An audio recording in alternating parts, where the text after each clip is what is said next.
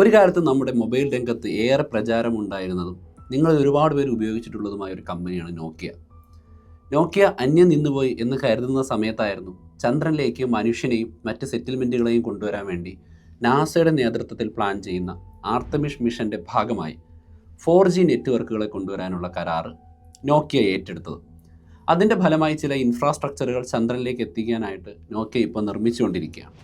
അതായത് ആർത്തമിസ് മിഷൻ്റെ ഫലമായിട്ട് ചന്ദ്രനിലേക്ക് ഇറങ്ങുന്ന പേടകങ്ങളെ പരസ്പരം കണക്ട് ചെയ്യുന്നതിനും അവിടെ നിന്ന് ഈ പറയുന്ന ലൂണർ ബേസ് ഉണ്ട്, ഇൻ്റർനാഷണൽ സ്പേസ് സ്റ്റേഷൻ പോലെ ചന്ദ്രനിൽ കറങ്ങുന്ന ഒരു സ്പേസ് സ്റ്റേഷനിലേക്ക് കണക്ട് ചെയ്യുന്നതിനും അവിടെ നിന്ന് ഭൂമിയിലേക്ക് ഡാറ്റ സെൻഡ് ചെയ്യുന്നതിനും 4G സംവിധാനം എത്തിക്കുക എന്നുള്ളതായിരുന്നു നോക്കിയ ഏറ്റെടുത്ത പരിപാടി.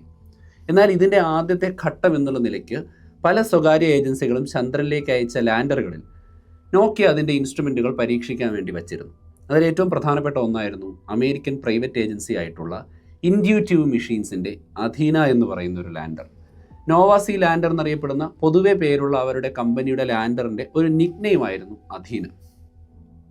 നമ്മൾ സുനിത വില്യംസുമായി ബന്ധപ്പെട്ട വാർത്തകൾക്ക് കാതോർത്തിരിക്കുന്ന കഴിഞ്ഞ മാസവും ഈ മാസത്തിൻ്റെ ആദ്യത്തെ കുറേ കാലത്തിലുമായിട്ട് ചില മിഷനുകൾ ചന്ദ്രനിലേക്ക് ലാൻഡ് ചെയ്യാൻ ശ്രമിക്കുകയും ചിലത് വിജയിക്കുകയും പരാജയപ്പെടുകയും ചെയ്യുന്ന സംഭവങ്ങൾ ഉണ്ടായിട്ടുണ്ട്.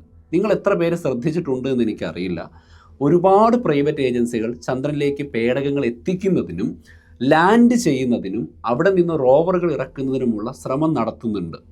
ഇന്ത്യ ഈ അടുത്താണ് വിജയകരമായിട്ട് ചന്ദ്രയാൻ 3 ഒരു ലാൻഡറിനെ ചന്ദ്രനിലേക്ക് എത്തിച്ചത് എങ്കിൽ നാസയുടെ സപ്പോർട്ടോടുകൂടി ഒരുപാട് പ്രൈവറ്റ് കമ്പനികൾക്ക് ചന്ദ്രനിലേക്ക് പോകാനും പരീക്ഷണങ്ങൾ നടത്താനും കഴിയുന്ന ഒരു അവസരമാണ് ഉണ്ടായിരിക്കുന്നത്.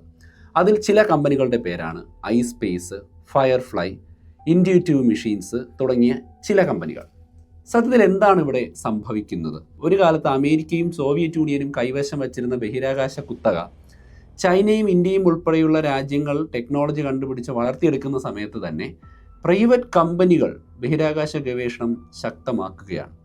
അതിൽ തന്നെ 2019 2025 ഇടയ്ക്കുള്ള 15 ലാൻഡിംഗ് ട്രൈ അല്ലെങ്കിൽ മിഷനുകളെ നോക്കിക്കഴിഞ്ഞാൽ 53% മാത്രമാണ് വിജയ ശതമാനം.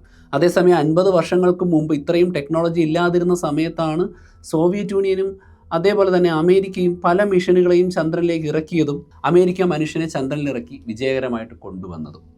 സുനിത വില്യംസിൻ്റെ ഈ അടുത്ത സമയത്തുണ്ടായ ചില സംഭവങ്ങളുടെ അടിസ്ഥാനത്തിൽ ഒരുപാട് പേര് പറയുന്നുണ്ട്, അന്ന് പറ്റിയിരുന്നെങ്കിൽ ഇന്ന് എന്താണ് ഇത്രയും കോംപ്ലിക്കേഷൻ, അപ്പോൾ ചന്ദ്രയാത്ര ഫേക്ക് അല്ലേ തുടങ്ങിയ കാര്യങ്ങൾ.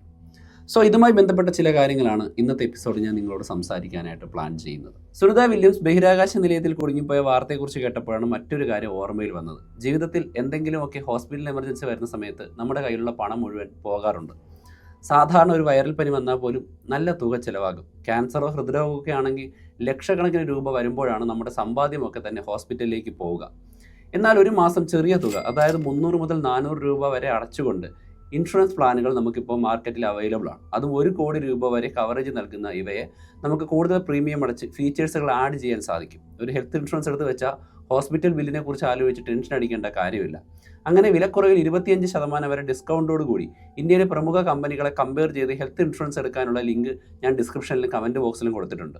ഒന്നുകിൽ മാസം അടയ്ക്കുന്ന രീതിയിലുള്ള സബ്സ്ക്രിപ്ഷൻ ബേസ് നിങ്ങൾക്ക് തിരഞ്ഞെടുക്കാം. ഇനി പ്രവാസികൾക്ക് നാട്ടിൽ മാതാപിതാക്കൾ ഹെൽത്ത് ഇൻഷുറൻസ് എടുക്കുമ്പോൾ 18% GST അടയ്ക്കേണ്ടതില്ല. നിങ്ങൾ നാട്ടിലില്ലെങ്കിലും പ്രായമായ മാതാപിതാക്കൾക്ക് ഡോക്ടർ അപ്പോയിൻമെൻറ്റ് ചെയ്യുക, ലാബ് ടെസ്റ്റ് നടത്തുക, മരുന്ന് എത്തിച്ചു കൊടുക്കുക തുടങ്ങിയവ സംബന്ധിച്ച ക്ലെയിം, പേപ്പർ വർക്ക് തുടങ്ങിയവയൊക്കെ ചെയ്യുവാനായി ഒരു ഡെഡിക്കേറ്റഡ് റിലേഷൻഷിപ്പ് മാനേജർ അടങ്ങുന്ന സഹായവും ലഭിക്കും.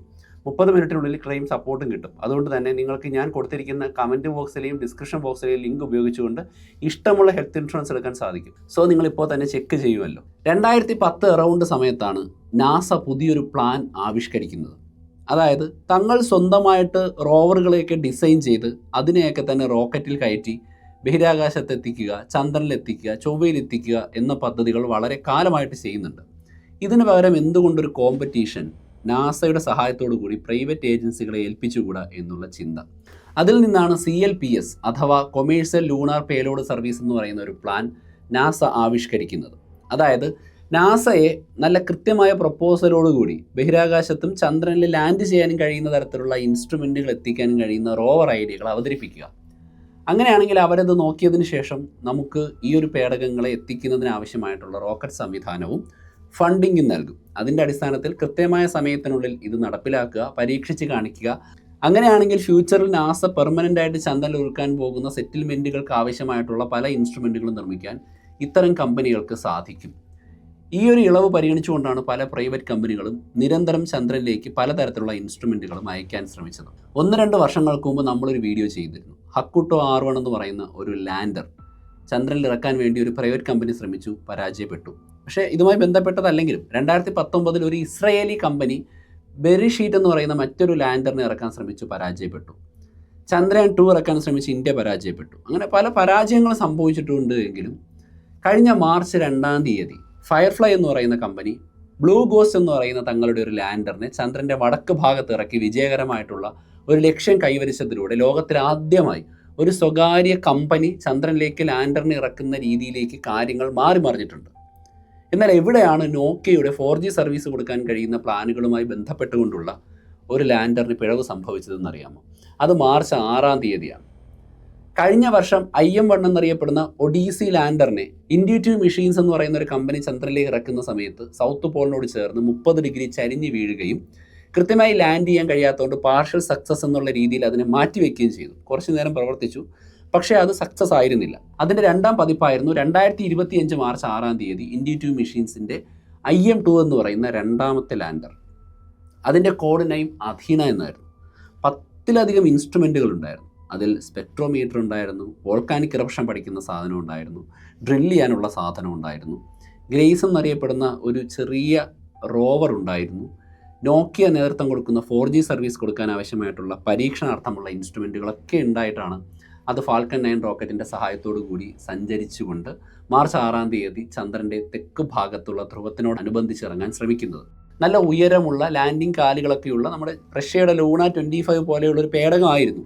എന്നാൽ അതിനകത്ത് നാസ കൊടുത്ത ലിഡാർ സംവിധാനത്തിന് ചില ഗ്ലിച്ചുകൾ ഉണ്ടാവുകയും അതിന് കൃത്യമായ രീതിയിൽ പരന്ന സ്ഥലം നോക്കി ഇറങ്ങാൻ കഴിയാതെ വരികയും ചെയ്തു എന്ന് മാത്രമല്ല, ഡാറ്റകളും മറ്റും സൂചിപ്പിക്കുന്നത്, അതായത് ലൂണാർ റെക്കനൈസൻസ് ഓർബിറ്ററും മറ്റും നൽകുന്ന ചിത്രങ്ങളിൽ നിന്ന് മനസ്സിലാകുന്നത് ഒരുപാട് മീറ്റർ ദൂരം, ഏകദേശം 100ഓളം മീറ്റർ ദൂരം അത് ഹൊറിസോണ്ടലി ചന്ദ്രൻ്റെ ഉപരിതലം ചേർന്ന് സഞ്ചരിച്ച് എവിടെയോ തട്ടി കമന്ന് വീഴുകയാണ് ചെയ്തത് എന്നുള്ള വാർത്തയാണ്. എന്നാൽ തകർന്നു പോയില്ല, പകരം അതിൻ്റെ ലാൻഡിംഗ് ലെഗുകളൊക്കെ ഒടിഞ്ഞു. ഈ പറയുന്ന പല റോവറുകളും പുറത്തിറക്കാനൊന്നും പറ്റിയില്ല എങ്കിലും അതിന് ചിത്രമെടുക്കാൻ കഴിഞ്ഞു. ആ ചിത്രത്തിൽ ഭൂമിയുണ്ട്. അതാണ് നിങ്ങൾ ഈ കാണുന്ന ചിത്രം. ആ ഭൂമിയുടെ ചിത്രത്തെ നമ്മൾ സൂം ചെയ്ത് നോക്കിയാൽ ഫോട്ടോ എടുത്തത് എപ്പോഴാണെന്ന് ഭൂമിയുടെ ഷേപ്പ് വെച്ച് മനസ്സിലാക്കാൻ കഴിയും. അതായത് ലാൻഡർ തകർന്ന് വീണ് 6 മണിക്കൂറുകൾക്ക് ശേഷം ചിത്രമെടുത്ത് ഭൂമിയിലേക്ക് അയച്ചു. അതിൻ്റെ അർത്ഥം ഈ ലാൻഡർ പ്രവർത്തിക്കുന്നുണ്ട് എന്നുള്ളതായിരുന്നു. 13 മണിക്കൂറോളം പ്രവർത്തിക്കാനുള്ള ബാറ്ററി ബാക്കപ്പ് ആ ലാൻഡറിൽ ഉണ്ടായിരുന്നു. ബാക്കിയെല്ലാം ഈ ചരിഞ്ഞു വീഴുന്ന ചന്ദ്രൻ്റെ ധ്രുവപ്രദേശത്തിലുള്ള സൂര്യപ്രകാശത്തിൻ്റെ സാന്നിധ്യത്തിലായിരുന്നു പ്രവർത്തിക്കേണ്ടത്. എന്നാൽ നമുക്കറിയാം, സൂര്യപ്രകാശം ചരിഞ്ഞു വീഴുന്ന തെക്കൻ ധ്രുവത്തിനോടടുത്ത് ഏതെങ്കിലും ഒരു ഗർത്തത്തിനരികിലാണ് വീഴുന്നതെങ്കിൽ കംപ്ലീറ്റ് ഷാഡോ ആയിരിക്കും. ഈ ഷാഡോ -200°C വരെ ഈ പേടകത്തെ തണുപ്പിക്കാൻ ശേഷിയുള്ളതാണ് എന്നുള്ളതുകൊണ്ട് കൃത്യമായി സോളാർ പാനലുകളിലേക്ക് ചാർജ് എത്താതിരിക്കുകയും 13 മണിക്കൂർ ഡാറ്റ മാത്രം തന്നുകൊണ്ട് ഇത് ദൗത്യം അവസാനിപ്പിക്കുകയും ചെയ്തു. സോ ഇൻഡ്യൂറ്റീവ് മെഷീൻസിൻ്റെ 2ാമത്തെ പരീക്ഷണവും നോക്കിയയുടെ 4G സർവീസ് കൊടുക്കാനുള്ള ശ്രമങ്ങളും ഒക്കെ തന്നെ പാർഷ്യൽ സക്സസ് ആയി മാറി. ഇത് നാസയുടെ അല്ല, നാസ സപ്പോർട്ട് ചെയ്യുന്ന പ്രൈവറ്റ് ഏജൻസിയുടെ ഒരു പരീക്ഷണമാണ്. എന്നാൽ ഇത് നടന്നതിന് 4 ദിവസങ്ങൾക്ക് മുമ്പ് ചന്ദ്രൻ്റെ വടക്കൻ ധ്രുവപ്രദേശത്ത് മറ്റൊരു കമ്പനി പരീക്ഷണം നടത്തുന്നുണ്ടായിരുന്നു. അതാണ് ഫയർഫ്ലൈ എന്ന് പറയുന്ന മറ്റൊരു CLPS ഉപയോഗിച്ചുകൊണ്ട് നാസയുടെ സപ്പോർട്ടിൽ പ്രവർത്തിക്കുന്ന കമ്പനി അയച്ച ബ്ലൂ ഗോസ്റ്റ് എന്നറിയപ്പെടുന്ന മറ്റൊരു ലാൻഡർ. അതിൽ വളരെ ഇമ്പോർട്ടൻ്റ് അല്ല എങ്കിലും 10ഓളം ഇൻസ്ട്രുമെൻറ്റുകൾ ഉണ്ടായിരുന്നു. അത് കൃത്യമായി ലാൻഡ് ചെയ്തു. 14 ദിവസം പ്രവർത്തിച്ചു. 14 ദിവസം കഴിയുമ്പോൾ ചന്ദ്രൻ്റെ ആ ഭാഗത്തുള്ള സൂര്യപ്രകാശത്തിൻ്റെ ലഭ്യത അവസാനിക്കും. റേഡിയോ ആക്റ്റീവ് തെർമോ ഇലക്ട്രിക് ബാറ്ററികളൊന്നും ഇല്ലാത്തത് കൊണ്ട്, അതിലുള്ള ബാറ്ററിയും സോളാർ പാനലും മാത്രം ഉപയോഗിച്ച് പ്രവർത്തിക്കുന്നത് കൊണ്ട് ബ്ലൂ ഗോസ്റ്റ് പ്രവർത്തനം അവസാനിപ്പിച്ചു. എന്നാൽ കഴിഞ്ഞ കുറച്ച് ദിവസങ്ങളായിട്ട് ചന്ദ്രനിൽ എത്താൻ വേണ്ടി ശ്രമിച്ചുകൊണ്ടിരിക്കുന്ന മറ്റൊന്നാണ് ഐസ്പേസിൻ്റെ ഹക്കുട്ടോ R2 എന്നറിയപ്പെടുന്ന മറ്റൊരു ലാൻഡർ. ഇവരൊക്കെ പോയതുപോലെ 8 ദിവസം കൊണ്ടോ 1 മാസം കൊണ്ടോ എത്തിച്ചേരാതെ ഇതിങ്ങനെ പല റൂട്ടിലൂടെ കറങ്ങിത്തിരിഞ്ഞ് കൃത്യമായ സ്ഥലം കണ്ടെത്തി ജൂൺ 6 ചന്ദ്രനിൽ ലാൻഡ് ചെയ്യാൻ ശ്രമിക്കുന്നതാണ് ഹക്കുട്ടോ R1. അതിൻ്റെ ഫസ്റ്റ് പരീക്ഷണം പരാജയമായിരുന്നു, അത് തകർന്നു വീണു. പക്ഷേ ഇതൊരു പ്രൈവറ്റ് കമ്പനിയാണ്, അവരും വീണ്ടും ഇവിടേക്ക് പോയി വിജയിക്കാൻ സാധ്യതയുണ്ട്. അപ്പോൾ നമ്മുടെ ചോദ്യം ഇതാണ്, പണ്ട് നാസ വിക്ഷേപിച്ച പല മിഷനുകളും സക്സസ് ആയിരുന്നു, സോവിയറ്റ് യൂണിയൻ വിക്ഷേപിച്ചത് സക്സസ് ആയിരുന്നു, ഇപ്പോൾ എന്തുകൊണ്ട് പരാജയപ്പെടുന്നു? ഇവിടെ ഉയർന്നു വരുന്ന ചൈന വിജയകരമായിട്ട് അവരുടെ പല മിഷനുകളും നടത്തുന്നുണ്ട്. ചൈനയ്ക്ക് ഇതുവരെയും ലൂണാർ മിഷനിൽ കാര്യമായ പരാജയമൊന്നും വന്നിട്ടില്ല. അവരുടെ അടുത്ത പരീക്ഷണം എന്ന് പറയുന്നത് ചന്ദ്രനിൽ നിന്ന് സാമ്പിൾ കൊണ്ടുവരിക എന്നുള്ളതാണ്. കോമ്പറ്റീഷൻ വൈസ് നോക്കുമ്പോൾ രാജ്യങ്ങളൊക്കെ തന്നെ ഇമ്പ്രൂവ് ആയി വരികയാണ് ചെയ്യുന്നത്. അമേരിക്കയും സോവിയറ്റ് യൂണിയനും തമ്മിൽ നടന്ന ശീതയുദ്ധത്തിൻ്റെ ഫലമായിട്ട് പല മിഷനുകളും നടത്തിയിട്ടുണ്ട് എങ്കിലും അതിൽ പരാജയം ഉണ്ടായിട്ടില്ല എന്ന് പറയാൻ പറ്റില്ല. പല രാജ്യങ്ങളും പരാജയപ്പെട്ടിട്ടുണ്ട്. സോവിയറ്റ് യൂണിയൻ്റെ പരാജയത്തിൻ്റെ റേറ്റ് സോവിയറ്റ് യൂണിയൻ പലപ്പോഴും പുറമേ വിട്ടിരുന്നില്ല. അമേരിക്കയും പല മിഷനുകളും പരാജയപ്പെട്ടിട്ടുണ്ട്. പക്ഷേ മനുഷ്യനെ ചന്ദ്രനിൽ ഇറക്കുന്ന സമയത്ത് ഈ ഒരു ലാൻഡിങ് പ്രോസസ്സ് ഉണ്ടല്ലോ, എവിടെ ലാൻഡ് ചെയ്യണം എന്ന് AI-യും മെഷീനും തീരുമാനിക്കുന്ന സ്ഥലത്ത് മനുഷ്യൻ ഇരുന്ന് കൺട്രോൾ ചെയ്യുമ്പോൾ നോക്കി കൃത്യമായിട്ട് മനസ്സിലാക്കിയതിന് ശേഷം തെറ്റുണ്ടെങ്കിൽ മാറ്റി ലാൻഡ് ചെയ്യാൻ സാധിക്കും എന്നൊരു ഗുണമുള്ളതുകൊണ്ടാണ് മനുഷ്യനെ ചന്ദ്രനിൽ ഇറക്കിയ സമയത്ത് ലാൻഡിങ്ങുകൾ അധികം പ്രശ്നമില്ലാതെ പോയത്. എന്നിട്ട് പോലും അപ്പോളോ 30 പൊട്ടിത്തെറിക്കുകയും ലാൻഡ് ചെയ്യാതെ തിരികെ വരികയും ചെയ്യേണ്ടി വന്നിട്ടുണ്ട്. സോ മനുഷ്യൻ ചന്ദ്രനിലേക്ക് അയക്കുന്ന പേടകങ്ങൾക്കകത്തുള്ള അല്ലെങ്കിൽ ലാൻഡറുകൾക്കകത്തുള്ള ഹാർഡ്വെയറുകളും അതിന് ടെക്നോളജിക്കൽ സംവിധാനവും തമ്മിൽ ഇപ്പോൾ ഒരുപാട് ഇമ്പ്രൂവ്മെൻ്റ് ഉണ്ടായിട്ടുണ്ട്. നമ്മൾ ഉപയോഗിക്കുന്നത് മൈന്യൂട്ട് ചിപ്പുകളും കൂടുതൽ അഡ്വാൻസ്ഡ് ആയിട്ടുള്ള മെഷീൻസുമാണ്. എന്നാൽ പണ്ടത്തെ കാലത്തുള്ള പേടകങ്ങൾ വളരെ വലിപ്പം കൂടിയതും അതിനകത്തുള്ള മെഷീൻസിൻ്റെ റിലയബിലിറ്റി വളരെ കുറഞ്ഞതുമായിരുന്നു. അതിനാൽ തന്നെ അത്തരത്തിലുള്ള ഒരു കോംപ്ലക്സിറ്റി കുറഞ്ഞ മെഷീനുകളാണ് പലപ്പോഴും ചന്ദ്രനിലേക്ക് പണ്ട് കാലത്ത് പോയിരുന്നത്. അതിനോടൊപ്പം തന്നെ നമ്മൾ ശ്രദ്ധിക്കേണ്ട ഒരു കാര്യം, ആ സമയത്ത് ചന്ദ്രനിൽ ഇറങ്ങിയിരുന്ന സ്ഥലം എന്ന് പറയുന്നത് താരതമ്യേന സുരക്ഷിതമായ, അത്രത്തോളം കയറ്റിറക്കങ്ങളില്ലാത്ത, നന്നായി കൺട്രോൾ ചെയ്യാൻ കഴിയുന്ന ചന്ദ്രൻ്റെ ഭാഗങ്ങളാണ്. മനുഷ്യൻ ചന്ദ്രനിൽ ഇറങ്ങിയതായാലും സർവേയർ പോലെയുള്ള പേടകങ്ങൾ ഇറങ്ങിയതായാലും ഒക്കെ തന്നെ അത്യാവശ്യം ഭൂമിയിൽ ഇരുന്നു കൊണ്ട് കൺട്രോൾ ചെയ്യാൻ കഴിയുന്ന, നമുക്ക് പഠിക്കാൻ കഴിയുന്ന പ്രദേശങ്ങളിലായിരുന്നു. ഇപ്പോൾ നിങ്ങൾ നോക്കുകയാണെങ്കിൽ മിക്ക പേടകങ്ങളും ഇറങ്ങുന്നത് നോർത്ത് പോൾ, സൗത്ത് പോൾ റീജിയൻസിലാണ്. പണ്ട് ഇറങ്ങാൻ പറ്റാത്തതിന് കാരണം അവിടെ ഇറങ്ങുക എളുപ്പമുള്ള കാര്യമല്ല എന്നുള്ളതുകൊണ്ടും വളരെ കോംപ്ലിക്കേറ്റഡ് ആണ്, സിഗ്നലുകൾ മിസ് ചെയ്യാൻ സാധ്യതയുണ്ട്, ഓട്ടോമാറ്റിക് സംവിധാനങ്ങൾ ലാൻഡ് ചെയ്യാൻ വേണം എന്നുള്ളതുകൊണ്ട്. അപ്പോൾ ഈ വെല്ലുവിളികളെല്ലാം അതിജീവിച്ച് നമ്മളിപ്പോൾ ഫോക്കസ് ചെയ്യുന്നത് ചന്ദ്രനിലെ ഏറ്റവും റിസോഴ്സ്ഫുള്ളായ, വെള്ളം കാണാൻ സാധ്യതയുള്ള, ധാതുക്കൾ ഒരുപാട് ഉറങ്ങിക്കിടക്കാൻ സാധ്യതയുണ്ട് എന്ന് പറയപ്പെടുന്ന ധ്രുവ പ്രദേശങ്ങളിലാണ്. ISRO കോൺസെൻട്രേറ്റ് ചെയ്തതും അങ്ങോട്ടാണ്. ഈ പ്രൈവറ്റ് കമ്പനികളെല്ലാം പോകുന്നത് ധ്രുവ പ്രദേശത്തോട്ടാണ്. അതായത് ഏറ്റവും കോംപ്ലിക്കേറ്റഡ് ആയിട്ടുള്ള ഭാഗത്ത് പോയിട്ട് ഡാറ്റകൾ അൺവെയിൽ ചെയ്യുക എന്നുള്ളതാണ് നമ്മുടെ അടുത്ത ആവശ്യം. എളുപ്പമുള്ള സ്ഥലത്ത് ഇറങ്ങാനായിരുന്നെങ്കിൽ അത് 50 വർഷങ്ങൾക്ക് മുമ്പേ ഇറങ്ങുന്നുണ്ട്. സോ അതിലൊരു രസമില്ല, ത്രില്ലില്ല, ഉപയോഗമില്ല. അതുകൊണ്ടാണ് ഈ അടുത്തായിട്ടുള്ള മൂൺ മിഷനുകൾ കണ്ടിന്യൂസ് ആയിട്ട് പരാജയപ്പെടാനുള്ള പ്രധാനപ്പെട്ട കാരണം എന്ന് പറയുന്നത്. എന്തായാലും ആർത്തമിസ് പ്രോഗ്രാം വരുന്നതോടുകൂടി വീണ്ടും ഒരു വനിത ചന്ദ്രനിലേക്ക് ഇറങ്ങും. അതിൻ്റെ അടിസ്ഥാനത്തിൽ വീണ്ടും മൂൺ ലാൻഡിംഗ് പ്രോസസ്സുകൾ ആക്ടിവേറ്റ് ആവും. ചൈനയും റഷ്യയും ഇന്ത്യയും ഒക്കെ തന്നെ കൂടുതൽ അഗ്രസീവായിട്ട് ഈ മേഖലയിലേക്ക് ഇൻവെസ്റ്റ് ചെയ്യും. സോ പുതിയ രീതിയിൽ ഒരു പെർമനൻറ്റ് സെറ്റിൽമെൻറ്റ് ചന്ദ്രനിലേക്ക് വരുന്ന കാലം ഇതുവരല്ല. ഞാൻ വീഡിയോയുടെ തുടക്കത്തിൽ പറഞ്ഞ കാര്യം മറക്കണ്ട. ഇന്നത്തെ കാലത്ത് ആശുപത്രി ചിലവുകൾ കൂടി വരുന്നത് കൊണ്ട് തന്നെ നമ്മുടെ സാമ്പത്തിക സ്ഥിതി അനുസരിച്ച് ഒരു ഹെൽത്ത് ഇൻഷുറൻസ് എടുത്ത് വയ്ക്കാൻ എല്ലാവരും ശ്രമിക്കുക. ഡിസ്ക്രിപ്ഷനിലും കമൻറ്റ് ബോക്സിലും കൊടുത്തിരിക്കുന്ന ലിങ്ക് വഴി പോയാൽ മാസം 300-400 രൂപയെ തുടങ്ങി 1 കോടി രൂപ വരെ കവറേജ് കിട്ടുന്ന പ്ലാനുകൾ കാണാം. അങ്ങനെ വിലക്കുറവിൽ 25% വരെ ഡിസ്കൗണ്ടോട് കൂടി നിങ്ങൾ തിരഞ്ഞെടുക്കുക. പ്രായമാകുമ്പോൾ അസുഖങ്ങളും കൂടും, അപ്പോൾ പ്രീമിയവും കൂടും. അതുകൊണ്ട് എത്രയും പെട്ടെന്ന് തന്നെ ഒരു ഹെൽത്ത് ഇൻഷുറൻസ് എടുക്കാൻ മറക്കണ്ട.